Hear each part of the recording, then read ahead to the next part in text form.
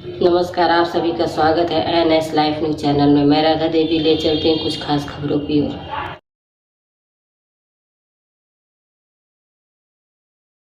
क्या नाम है आपका?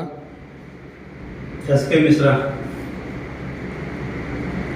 मार्केट में जो आजकल चर्चा हो रही है उसके बारे में क्या कहना चाहेंगे?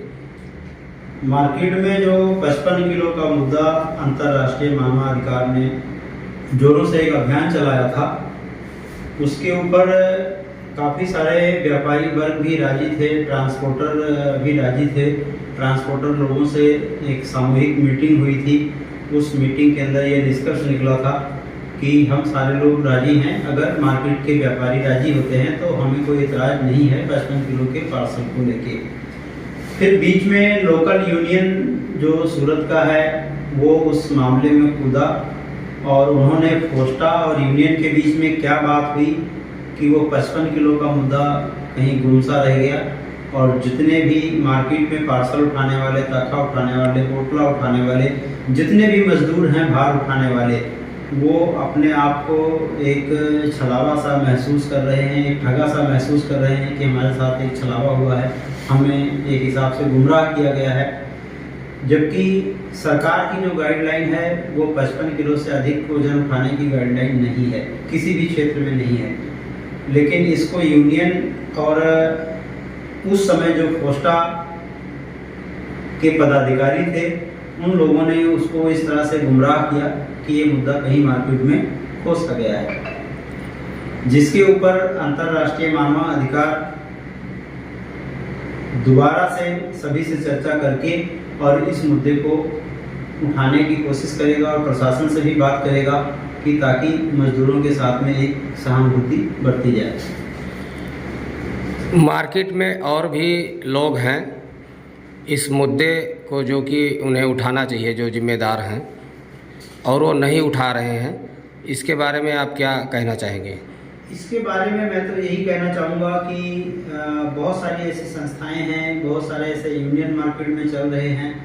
वो यूनियन वाले क्या कर रहे हैं, क्या नहीं कर रहे हैं, वो सिर्फ जगह जगह बैनर पोस्टर लगाते हैं और पोस्टर लगा के पता नहीं क्या आपस में मीटिंग करते हैं, क्या नहीं करते हैं। लेबरों की तरफ उनका कोई ध्यान ही नहीं है, जो कि उनका नैतिक कर्तव्य है। यूनियन बना है तो यूनियन लेबर के लिए ही बनती है, बट वो लेबरों के लिए उनको कोई मतलब नहीं है लेबर से। लेबर जिए मरे जिंदा रहे, उसको क्या भाव मिल रहा है, क्या मजदूरी मिल रही है, कितने घंटे वो काम कर रहा है, कितना घंटा उसको करना चाहिए, इसके बारे में यूनियन आराम से क्या कर रहा है, क्या नहीं कर रहा है। लेबर त्रस्त है, यूनियन मस्त है। और शहर के अंदर प्रशासन भी आराम से कुंभकर्ण की नींद सोया हुआ है, उसको भी किसी से कोई मतलब नहीं है। और प्रशासन तो तभी जागता है जब उसको जगाया जाता है। तो जब यूनियन ही मस्त है तो प्रशासन को कौन जगाएगा? प्रशासन को क्या पड़ी है कि जो प्रवासी मजदूर आए हैं उनके ऊपर हमें ध्यान देने की जरूरत है? उनका काम चल रहा है, उनसे कोई मतलब ही नहीं है। यूनियन ही होता है जो मजदूरों की बातों को प्रशासन तक पहुंचाता है। और जब यूनियन ही मजदूर के साथ छलावा करे तो फिर रक्षक ही भक्षक बन जाएगा, तो फिर कहाँ जाएगा मजदूर? कुछ लोगों का कहना था मार्केट में और भी मुद्दा हैं, उसके बारे में भी आप बताएं। मार्केट में एक मुद्दा ये है कि कुछ व्यापारियों द्वारा पार्सल का काम जो करते हैं उन मजदूरों के साथ में छलावा किया जाता है। किस प्रकार का छलावा? जैसे बहुत सारे पार्सल जो का काम करते हैं पार्सल का, वो बहुत सारे मजदूर मेरे से मिले हैं और उन्होंने दिखाया भी है। 120 रुपये का लेटर उनकी जेब में है या उनके घर में है या उनके पास है, बट उनको रेट जो दिया जाता है वो 40 रुपया, 50 रुपया, 60 रुपया, मैक्सिमम 70 रुपया रेट दिया जाता है। अलग अलग लोगों को अलग अलग तरह का जैसा जिसका पटा लिया। अगर कोई उसमें से मजदूर ये कहता है कि नहीं 120 का आपने लिख के दिया था, मैं 120 का ही रेट लूंगा तब काम करूंगा, तो व्यापारियों द्वारा ये कहा जाता है कि अगर तुम 120 के लिए लोगे और उससे नीचे काम नहीं करोगे तो मैं काम से आपको हटा दूंगा। मेरे पास 50 रुपए, 60 रुपए, 70 रुपए वाले बहुत सारे करने वाले बैठे हैं, तो मैं 120 क्यों दूंगा आपको? तो दूसरे लोग जो करने के लिए बैठे हैं वो मजदूर ही होंगे ना? वो भी मजदूर ही हैं, वो भी मजदूर हैं। उस मजदूरों को एक सूत्र में बांधना एक पैटर्न पे लाके खड़ा करना, ये काम है यूनियन का।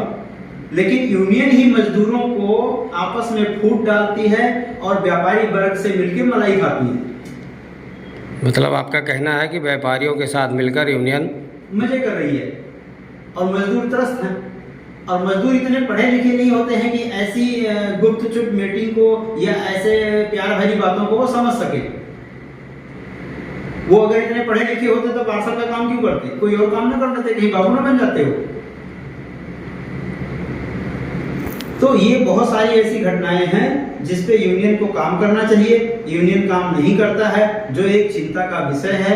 आने वाले टाइम में अगर यूनियन अपने कार्य प्रणाली पे खरा नहीं उतरा तो अंतर्राष्ट्रीय मानवाधिकार सुरक्षा संगठन गुजरात की शाखा यूनियन से भी जवाब सवाल करेगा।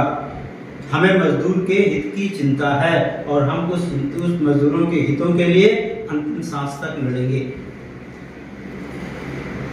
मार्केट में कुछ लोग ये चर्चा कर रहे थे कि पार्किंग के विषय में कुछ रहा बात। जो पार्किंग का सवाल है, पार्किंग के सवाल में बहुत सारी ऐसी मार्केटें हैं जो अपने पार्किंग नहीं लेती है मोटरसाइकिल या गाड़ी का। कुछ मार्केट ऐसी हैं जो पार्किंग का लेते हैं और नाजायज लेते हैं। जबकि गुजरात हाई कोर्ट का ये ऑर्डर है कि अगर कोई भी मल्टी कॉम्प्लेक्स में या किसी मॉल में या किसी शॉपिंग सेंटर में या किसी ऐसी मार्केटों में कोई भी बंदा अपना वाहन पार्क करता है तो 1 घंटे तक उसको छूट मिली हुई है। 1 घंटे तक उसको कोई चार्ज नहीं देना है। ये गुजरात हाई कोर्ट का ऑर्डर है। और अगर 1 घंटे के बाद भी वो वहां रहना चाहता है तो मोटरसाइकिल से 10 रुपया और 4 व्हीलर और 3 व्हीलर से 30 रुपया प्रतिदिन का चार्ज किया जाता है। ये सुप्रीम कोर्ट का ऑर्डर है। लेकिन बहुत सारी ऐसी मार्केटें हैं जो सुप्रीम कोर्ट के ऑर्डर का भी अवहेलना कर रही हैं। वो सुप्रीम कोर्ट को भी मानने को तैयार नहीं है।